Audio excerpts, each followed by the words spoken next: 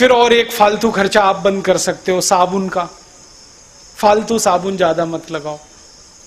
तो कैसे नहाएं? बेसन से नहाओ, चने के आटे से, मुल्तानी मिट्टी से नहाओ। नहीं तो तौलिया भिगा लो पानी में, गीले तौलिया से शरीर रगड़ लो, पानी से नहा लो। नहीं तो दूध से नहा लो।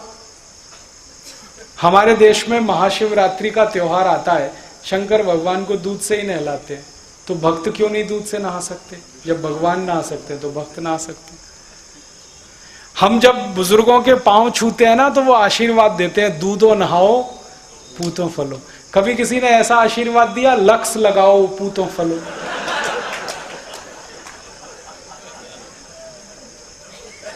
या लाइफ बॉय लगाओ पुत्रियां फलो?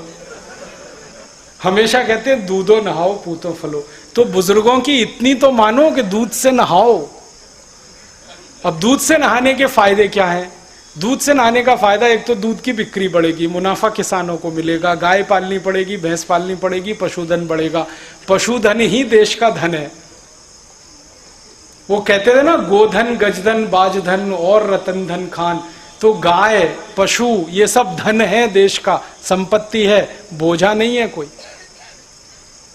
दूध की डिमांड बढ़े तो यही होने वाला है। और दूध से नहाएंगे तो और एक फायदा है, साबुन का खर्चा कम। दूध से नहाए तो और एक फायदा, गंदगी निकल जाती है। आप थोड़ा दूध ले लो, चेहरे पे लगाओ, फिर रुई से चेहरा पूछो, एकदम काला काला रुई हो जाता है, क्योंकि गंदगी सब निकल आती है उससे। दूध एक अकेली चीज है पूरी दुनिया में जो लगाने के 2 मिनट बाद ही गंदगी को खींच लेता है।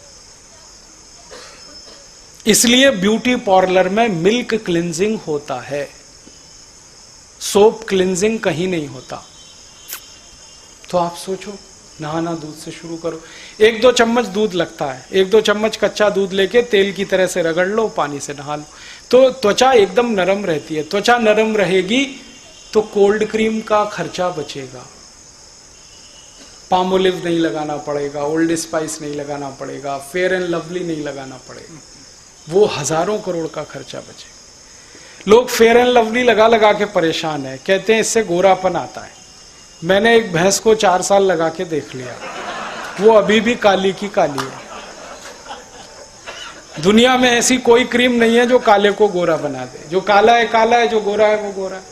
और जो काला गोरा हो जाता फेयर एंड लवली से, तो अफ्रीका वाले तो सब गोरे होते। कोई क्रीम काले को गोरा नहीं बना सकते, ये तो मूर्ख बनाते हैं वो विज्ञापन में। और हम कितना खर्चा करते हैं? 25 ग्राम फेयर एंड लवली 40 रुपए की है, 50 ग्राम 80 की, 100 ग्राम 160 की, 1 किलो 1600 रुपए की। अब 1600 रुपए किलो की क्रीम लगाते हैं, 400 रुपए किलो बादाम नहीं खाते। क्या मूर्खता है। बंद करो ये cream, powder, lipstick, nail polish सब बंद कर दो, फालतू का बहुत खर्चा बचेगा। फिर आप कहेंगे जी सुंदरता नहीं आएगी। सुंदरता गुण, कर्म और स्वभाव से आती है, क्रीम, पाउडर, लिपस्टिक से नहीं आती। जिसके गुण अच्छे हैं, कर्म अच्छे हैं, स्वभाव अच्छा है, वो सबसे ज्यादा सुंदर है। ये हमेशा याद रखो आप। और हम किसी को भी याद करते हैं ना, तो गुण, कर्म, स्वभाव पर याद करते हैं, सुंदरता से किसी को याद नहीं किया जाता इस देश में। हम झांसी रानी लक्ष्मीबाई को याद करते हैं इसलिए कि बहुत गोरी थी, या कित्तूर चन्नम्मा को इसलिए याद करते हैं कि बड़ी गोरी थी, सुंदर थी। नहीं, उसने काम ऐसा किया देश के लिए, इसलिए याद करते हैं। कर्म किया, गुण उसमें ऐसे थे, तो गुण याद रखे जाते हैं, कर्म याद रखा है। कभी कोई आदमी मरता है ना, तो ऐसे कोई याद नहीं करता, ओ मर गया, कितना गोरा था बेचारा, मर गया। कोई याद नहीं करता।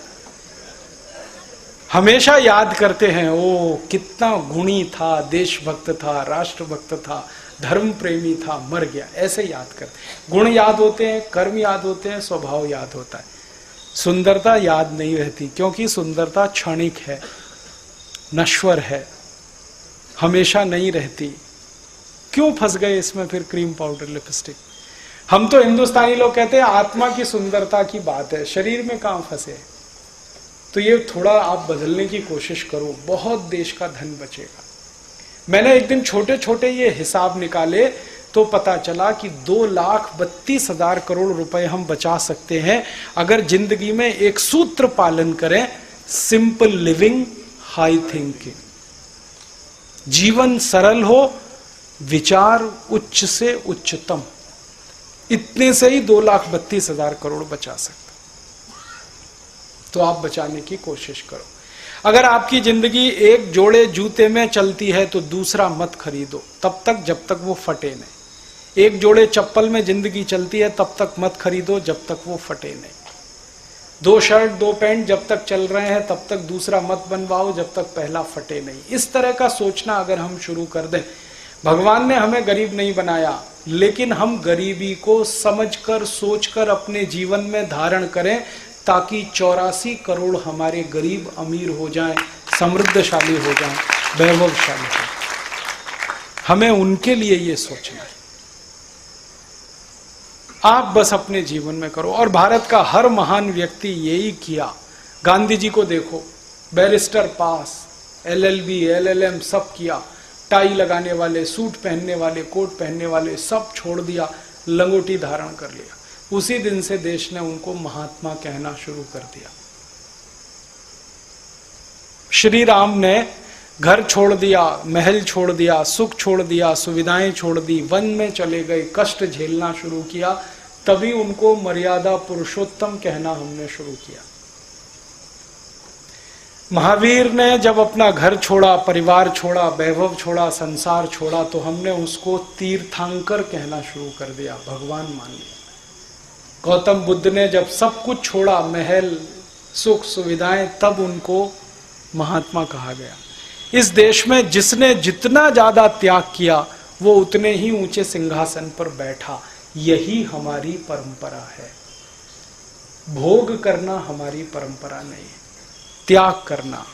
और त्याग करना तो देश के लिए, समाज के लिए, अपने भाई बांधवों के लिए। ये सोचकर अगर हम अपने जीवन को फिर से रीडिजाइन करें तो बहुत लाभ इस देश को होता है।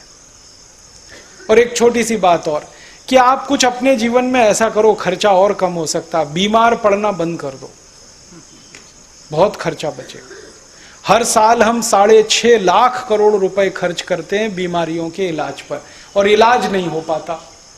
कोई बीमारी ठीक नहीं हो रही, ना ब्लड प्रेशर ठीक हो रहा है, ना डायबिटीज ठीक हो रही है, ना हार्ट अटैक, ना कार्डियक अरेस्ट, ना ब्रेन हेमरेज, एक भी बीमारी ठीक नहीं हो रही। 6.5 लाख करोड़ खर्च कर रहे हैं हर साल। तो रास्ता क्या है? बीमार पड़ना बंद करो, तभी बीमारी ठीक होगी। बीमार पड़कर इलाज करें और पैसा खर्च करें, ये तो मूर्खता है। बीमारी ना पड़े तो क्या करें? थोड़ा योग कर लो, थोड़ा प्राणायाम कर लो। स्वामी रामदेव जी रोज सवेरे फोकट में सिखाते हैं 5 से 7:30 आस्था चैनल पे। कोई पैसा नहीं लगता, कोई फीस नहीं लगता। शुरू करो, चालू हो जाओ। थोड़ा भस्त्रिका कर लिया, थोड़ा कपालभाति कर लिया, थोड़ा अनुलोम विलोम कर लिया, थोड़ा उद्गीत कर लिया, थोड़ा प्रणव कर लिया। 6-7 प्राणायाम वो बताते हैं, वो आप ध्यान से कर लो। आधा पौना घंटे ही रोज कर लो तो आपका ब्लड प्रेशर, आपका डायबिटीज, आपका अर्थराइटिस, ऐसी 20 नहीं, 50 नहीं, सैकड़ों बीमारियों से आप बचेंगे। और दूसरों को करवा दो। इसके लिए क्लास चलती है, योग कक्षाएं चलती हैं, यहाँ होशंगाबाद में भी होती होंगी। यहाँ भी योग शिक्षक हैं, उनके शरण में चले जाओ, उनको बुलाओ, वो सिखाएंगे, आप सीख लो उनके पास जाके। ये सब निःशुल्क है, इसमें कोई फीस नहीं लगती।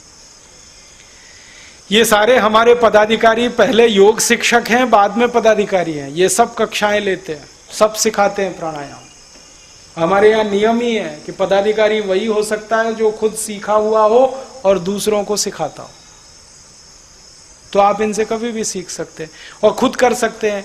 महीने में कुछ स्पेशल क्लास भी ये लोग आपकी करा सकते हैं, 4 दिन 5 दिन महीने में। और सामान्य कक्षाएं तो रोज चल सकती हैं। तो योग प्राणायाम से आप स्वस्थ रहना सीख